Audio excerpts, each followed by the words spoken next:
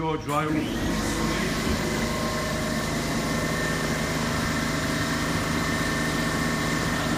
Go, just continuing the drywall, closing up the ceiling section.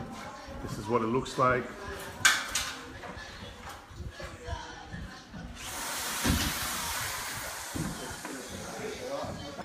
Here we go, finishing the drywall work here, covering up the beam. This is what it looks like.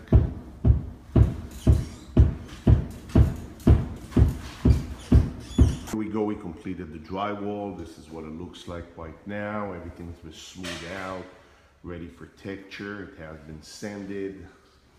Looks really nice. So the ceiling is all done, and same thing with that little back wall section, the top section where we covered up the beam. So again, all the drywall here, as you can see, has been done. Looks really nice. And that's what it is.